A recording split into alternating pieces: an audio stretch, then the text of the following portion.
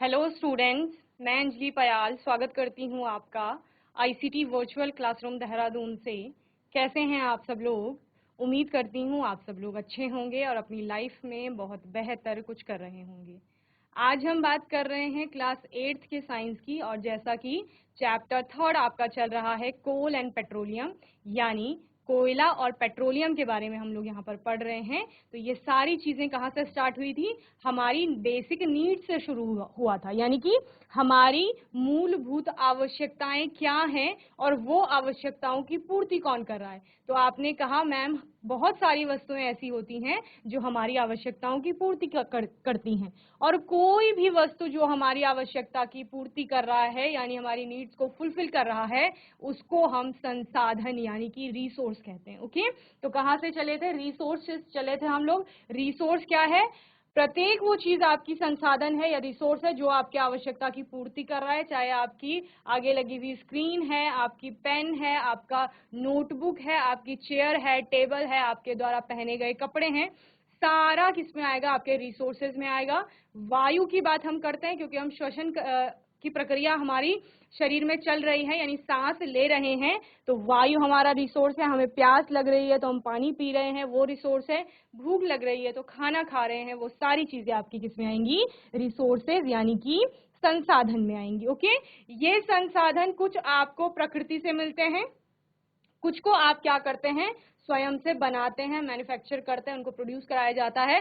तो इस प्रकार से संसाधन दो प्रकार के होंगे, एक जो प्रकृति से मिल रहे हैं यानी प्राकृतिक संसाधन, नेचर से मिल रहे हैं यानी नेचुरल रिसोर्सेज, और दूसरा आपके आएंगे जिनको मनुष्य बनाएगा, तो उनको कृत्रिम संसाधन या फिर मैन मेड रिसोर्सेज आपका कहा जाता है। ओके, तो इस प्रकार से आपने रिसोर्सेज को फर्दर क्लासिफाई किया था दो तरह से। एक आपके आए थे natural resources and the other one is your man made resources. Okay, natural resource को फर्दर क्लासिफाई किया गया, यानी कि आपका जो प्राकृतिक संसाधन है उसको दो तरह से वर्गीकृत किया गया।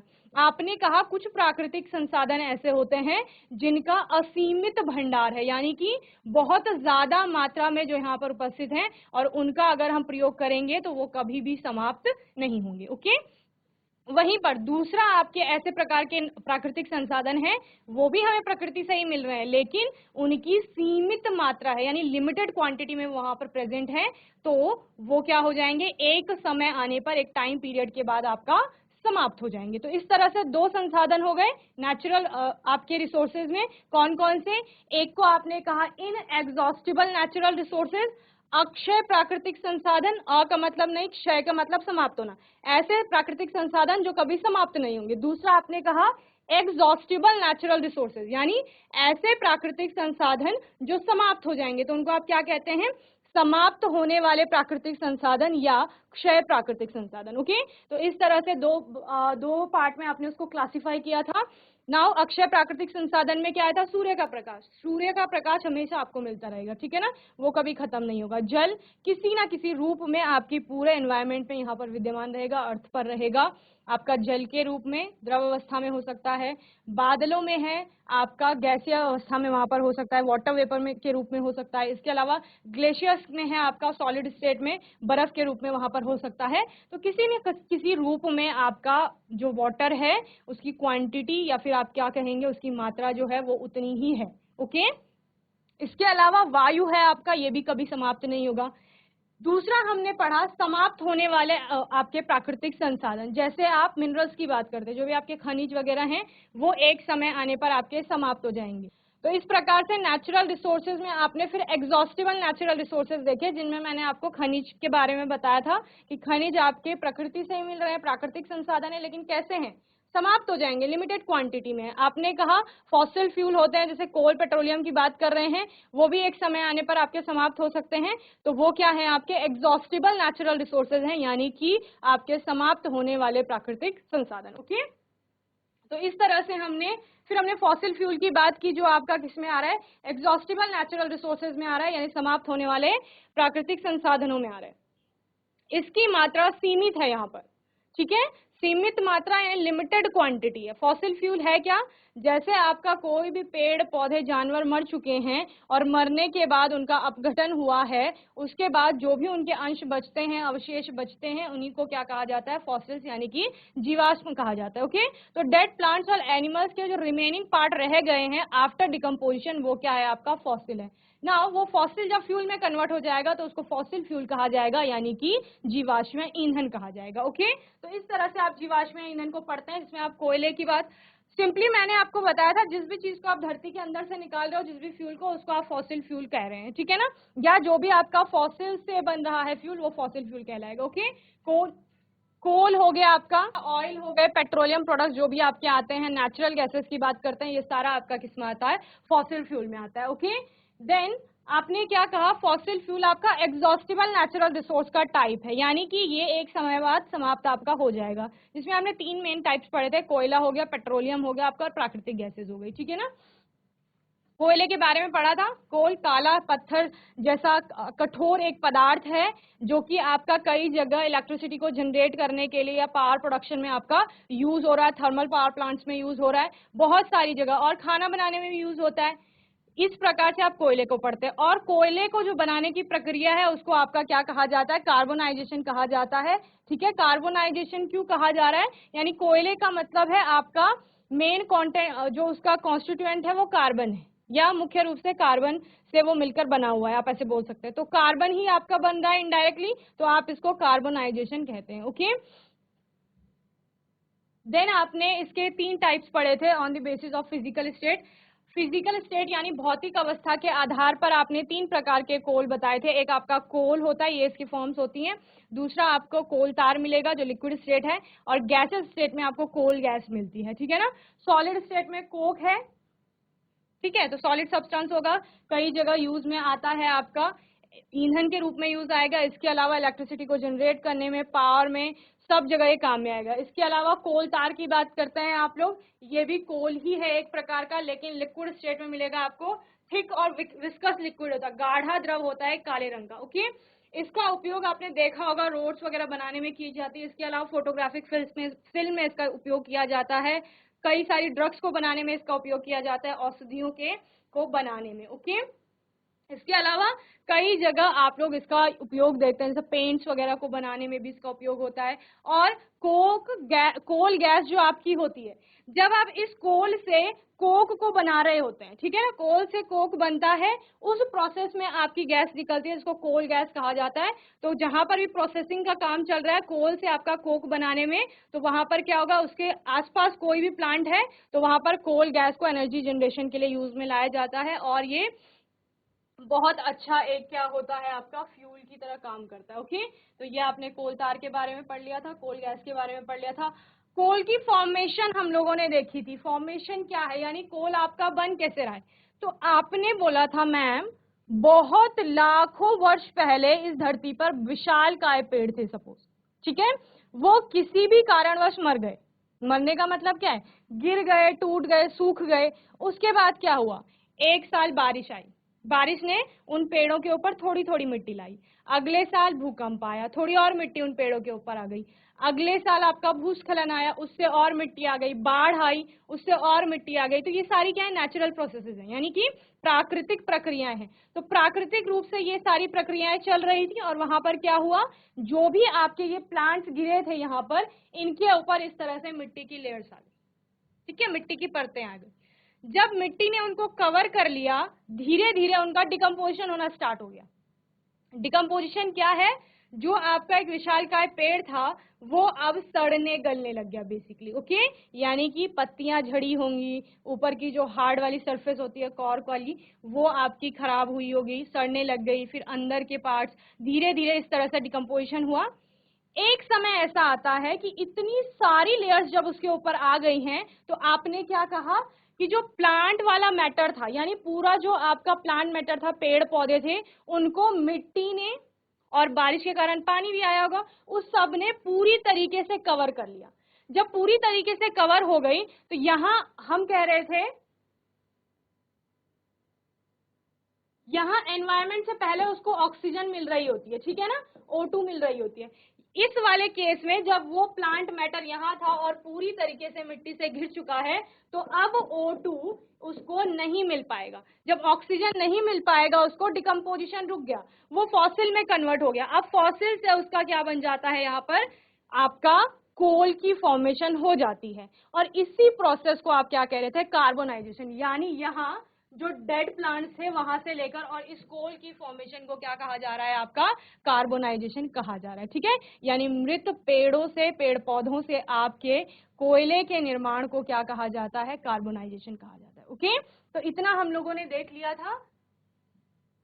पेट्रोलियम के बारे में बात की थी। पेट्रोलियम आपका क्या होता है, पेट्रोलियम भी आपका एक फॉसिल फ्यूल है, सेकेंड टाइप का, सेकेंड आपका फॉसिल फ्यूल है। ओके, जहां पर मैंने आपको बताया पेट्रोलियम का मतलब सिर्फ पेट्रोल से नहीं है। ठीक है, पेट्रोलियम में पेट्रोल भी आ रहा है, डीजल भी आ रहा है, केरोसिन आ रहा है आपका, ठीक है ना, वैक्सेस आ रही हैं अलग अलग प्रकार की, बिटुमिन की बात आप करते हैं, नेफ्ता की बात करते हैं, तो ये सारा आपका किसके अंदर आ रहा है, पेट्रोलियम के अंदर आ रहा है। ओके, बहुत सारा। तो जिस प्रकार ये वाली प्रोसेस, इससे पहले वाली प्रोसेस आप कहाँ देख रहे थे, अर्थ की सरफेस पे देख रहे थे, धरती की सतह पर ये सब चल रहा है।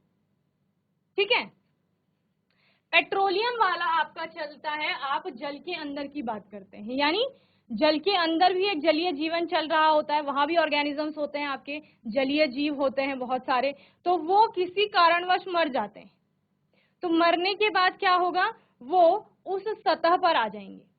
समझ रहे हो मैंने क्या बोला आपको, ये आपका समुद्र है। ठीक है, ये समुद्र है आपका, इसके नीचे यहाँ कहीं सरफेस है, सतह तो होती है ना, नदी होता है, तालाब होता है, उसमें कहीं ना कहीं नीचे जमीन होती है।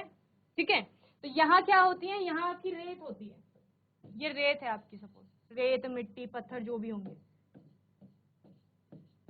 ओके, देन इसमें आपके क्या होंगे,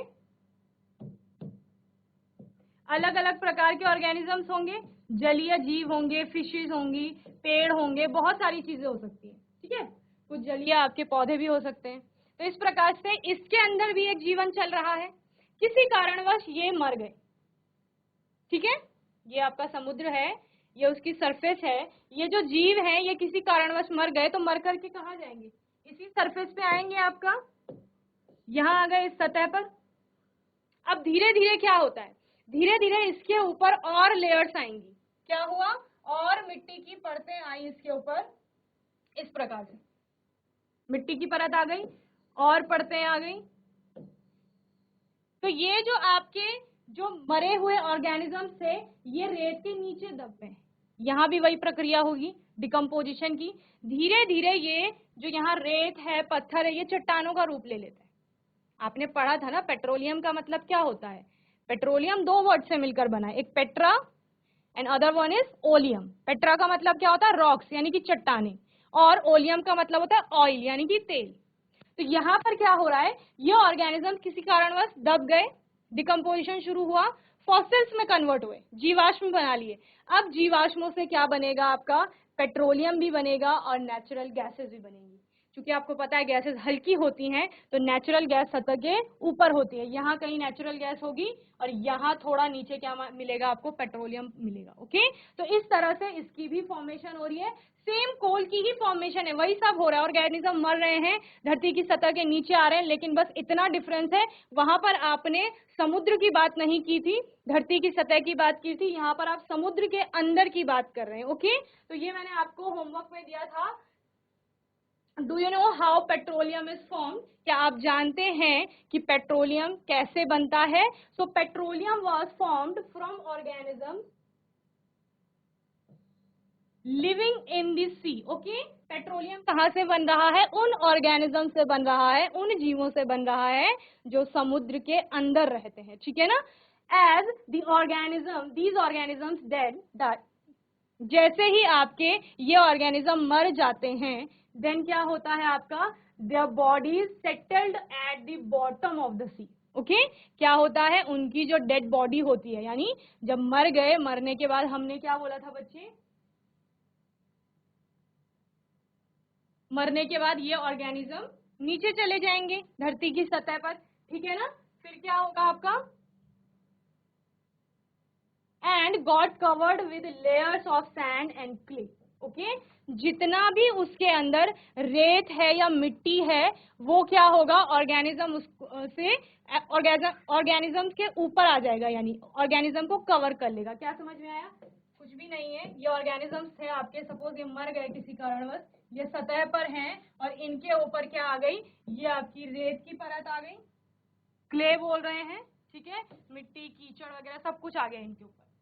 ओके, इस तरह से देन आपका क्या होगा इसके बाद, over millions of years absence of air, high temperature and high pressure transform the dead organisms into petroleum and natural gas. Okay, क्या कहा गया यहां पर, ओवर मिलियंस ऑफ ईयर्स। ये सब कब चल रहा है, मैंने क्या कहा था आपको, एक दिन ऑर्गेनिज्म मरा, दूसरे दिन उसका पेट्रोलियम प्रोडक्ट या कोल नहीं बना है, ये सब कई लाखों वर्षों तक चलने वाली प्रक्रियाएं हैं। जब आपने कोल में पढ़ा था अप्रोक्स 320 मिलियन, ओके, यानी लगभग 320 साल पूर्व ऐसा कुछ हुआ होगा, यानी कोई पेड़ गिरा होगा, उसके ऊपर मिट्टी की लेयर आई होगी और इन लाखों वर्षों में ये प्रक्रियाएं चलती रही, तब आपका कोल का निर्माण हुआ। तो उसी प्रकार से पेट्रोलियम का निर्माण भी जो हो रहा है वो एक दिन, 2 दिन, 1 साल, 2 साल में नहीं हो रहा है, या एक ह्यूमन एज जो 70-80 साल की है उसमें भी नहीं हो रहा है, इसको बनने में मिलियन ईयर्स लग रहे हैं, यानी लाखों वर्ष लग रहे हैं। ओके, तो लाखों वर्ष लग रहे हैं, लाखों वर्ष पहले जो आपका पेड़ टूटा होगा उससे जो पेट्रोलियम बना हो गया या कोल बना होगा उसको आज हम यूज कर रहे हैं, समझ रहे हैं? देन क्या कहा गया, इतने लाख साल पहले जब वहां पर अब्सेंस ऑफ एयर, यानी मैंने क्या बोला था, ऑक्सीजन की सप्लाई रुक जाएगी एनवायरमेंट से। कैसे रुक गई, क्योंकि इसको कवर कर लिया ना पूरा, तो ऑक्सीजन नहीं मिल पाएगी अब उसको। और क्या हो रहा है, सतह के नीचे है तो प्रेशर ज्यादा फील करेगा, दाब ज्यादा महसूस करेगा। इसके अलावा क्या होगा, टेम्परेचर भी वहां पर हाई होगा, तापमान अधिक होगा, तापमान अधिक है आपका और प्रेशर भी अधिक है। इसके अलावा अब्सेंस है वहां पर एयर, तो वो क्या हो जाएगी, जितनी भी डेड ऑर्गेनिजम्स हैं जो डाइड, आपने यहाँ पर लिखा कि एज दीज ऑर्गेनिज्म डाइड, जैसे ही वो मर जाते हैं उसके बाद क्या होता है, सेटल डाउन हो जाते हैं, उसके ऊपर लेयर आ गई, लेयर आने के बाद प्रेशर फील कर रहे हैं अधिक, टेम्परेचर अधिक फील कर रहे हैं, तापमान और दबाव ज्यादा महसूस कर रहे हैं, ऑक्सीजन वहां पर उपस्थित नहीं है, तो जो भी ऑर्गेनिज्म है वो किसमें, पेट्रोलियम और नेचुरल गैस दोनों में परिवर्तित हो जाती है। ओके, तो इस तरह से ये भी आपका एक फॉसिल फ्यूल है, क्योंकि जीवों के अंशों से ये फ्यूल बन रहा है। और फ्यूल का मतलब क्या होता है, हर वो चीज जो जलने पर आपका प्रकाश उत्पन्न कर रही है और साथ में हीट यानी कि ऊष्मा। प्रकाश का मतलब उजाला और ऊष्मा का मतलब गर्मी, तापमान बढ़ना। तो ये दो चीजें जब उत्पन्न कर रहा है कोई भी चीज जलने पर, तो वो क्या हो जाएगा, फ्यूल की कैटेगरी में आएगा। ठीक है, तो पेट्रोलियम जलते हैं, जलने पर आपका बहुत ज्यादा मात्रा में ऊष्मा निकलती है और प्रकाश भी उत्पन्न होता है। कोल में भी आप यही पढ़ते हैं, नेचुरल गैसेज में भी यही पढ़ते हैं। ठीक है ना, नेचुरल गैसेज की बात आएगी तो दिमाग में क्या रखना है, आप लोगों ने बहुत सारी नेचुरल गैसेस अपने आसपास देखी होंगी, उनमें से जैसे सीएनजी की बात करते हो आप लोग, तो वो सारे नेचुरल गैसेस में आते हैं, यानी प्राकृतिक गैसेस जो होती हैं। ठीक है, तो इसको नोट करेंगे जल्दी से, फिर हम आगे चलेंगे। ओके,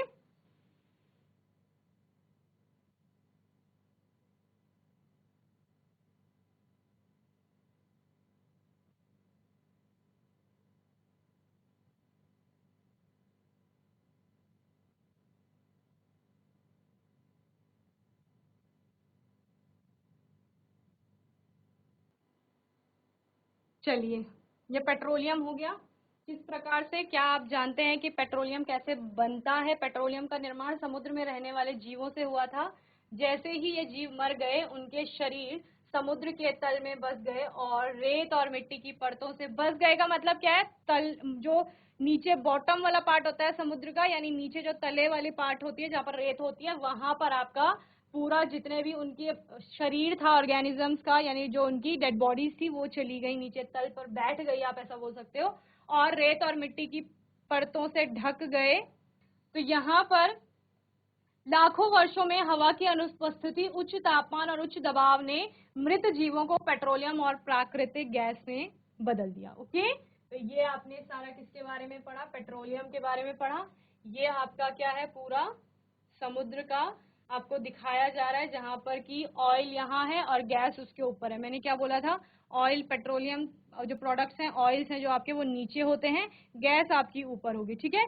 इस प्रकार की वेल्स बनाई जाती हैं, कुएं बनते हैं जैसे कि, उसी प्रकार से यहाँ से इनको क्या किया जाएगा, प्राप्त किया जाएगा, ओके, इस तरह से। और ये आपकी क्या आ गई, इम्परवियस रॉक्स आ गई, जो रॉक के बीच में, आप चट्टानों के बीच में, आपने बोला ना था ना कि आपका पेट्रोलियम कहाँ है, चट्टानों के बीच से आप लोग उसको निकाल रहे हैं, ओके। चलिए, रिफाइनिंग ऑफ पेट्रोलियम, अब शोधन किस प्रकार से होगा, यानी मैम जब आप बार बार बोल रहे हो पेट्रोलियम में बहुत सारे कंपोनेंट्स है, बहुत सारे घटक है, उसमें पेट्रोल भी है, डीजल भी है, केरोसिन भी है, वैक्सेस भी है, आपके बिटुमिन भी है, नेफ्था भी है, इतनी सारी चीजें हैं अगर उसमें, तो हम कैसे उनको छांटेंगे। अब नीचे से तो सिर्फ पेट्रोलियम आ रहा है जब हम उसको निकाल रहे हैं, उसमें अलग अलग आपके कंपोनेंट्स का विभाजन किस प्रकार से होगा, तो वो हम रिफाइनिंग में पढ़ते हैं, यानी उसका शोधन किया जाएगा, अलग अलग टेम्परेचर में आपको अलग अलग कंपोनेंट्स प्राप्त होंगे, okay. Petroleum is a thick viscous liquid with a dark colour, आपका पेट्रोलियम क्या होता है, एक थिक विस्कस लिक्विड होता है, यानी गाढ़ा द्रव होता है एक, with a dark colour, okay, जिसका रंग कैसा होता है, रंग भी गाढ़ा होता है, okay. It has an unpleasant order, order का मतलब होता है स्मेल से, उसमें बहुत अलग प्रकार की क्या आती है, सुगंध आती है, ओके। अनप्लीजेंट यानी कि अजीब तरह की।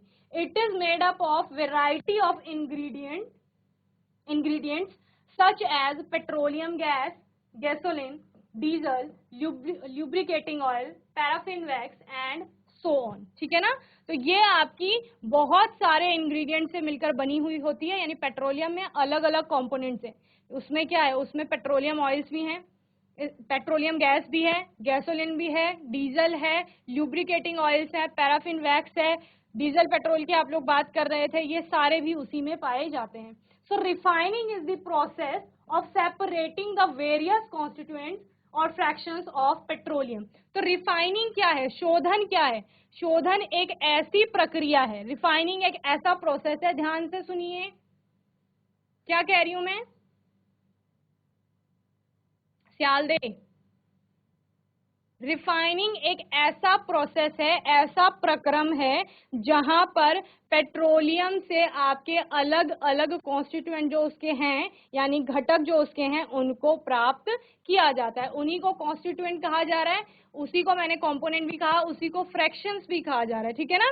सो it takes place in a petroleum refinery. तो इस प्रकार की पेट्रोलियम रिफाइनरी होती है आपकी, जिसमें कि अलग अलग तापमान में आपको क्या मिलेगा, आपके अलग अलग कंपोनेंट्स प्राप्त होंगे, ठीक है। तो क्या हो रहा है, यहाँ से क्रूड ऑयल डाला, क्रूड ऑयल का मतलब क्या है, जो पेट्रोलियम था, जिसको आपने इससे पहले क्या किया था, यहाँ से प्राप्त किया था, इसको फिर आपने यहाँ से डाला। The oil is heated in the furnace, furnace में उसको हीट किया जाता है, और देखिए अलग अलग टेम्परेचर में, 20 डिग्री सेल्सियस में आपको गैस प्राप्त हो रही है, 150 डिग्री सेल्सियस पे गैसोलीन बनेगा, 200 डिग्री सेल्सियस पे केरोसिन बन रहा है, 300 डिग्री सेल्सियस में डीजल है, 370 डिग्री सेल्सियस में आपके फ्यूल ऑयल है, 400 डिग्री सेल्सियस और उसके ऊपर आपको ल्यूब्रिकेटिंग ऑयल, पैराफिन वैक्सेस, ये सब प्राप्त होंगे, ओके। तो इस तरह से आपके कोर्स में रिफाइनरी की बात हुई है कि शोधन होता है, तो शोधन का मतलब क्या होता है, शोधन वर्ड आपका शुद्धता से आप बता सकते हो, शोधन का मतलब है किसी भी चीज से आप उसके कंपोनेंट्स को अलग कर रहे हैं। तो पेट्रोलियम था, उसमें बहुत सारे उसके घटक हैं, जहां पर आपने पेट्रोल की बात भी की, डीजल की बात की, केरोसिन की बात की, गैसोलिन की बात कर रहे हो, आप अलग अलग गैसेस की बात कर रहे हैं, और बहुत सारे वैक्सेस की बात कर रहे हैं, ल्यूब्रिकेटिंग ऑयल्स की बात कर रहे हैं। तो उन सबको क्या किया जा रहा है, जैसे क्रूड ऑयल डाला, उसको गर्म किया, और अलग अलग टेम्परेचर पर आपको अलग अलग कंपोनेंट्स प्राप्त होते हैं, ठीक है ना। इसको डीप में आप अपनी हायर क्लासेस में समझेंगे, यहाँ पर रिफाइनिंग को समझ लीजिए अच्छे से कि रिफाइनिंग क्या होता है, ओके। चलिए जल्दी से नोट करेंगे इसे।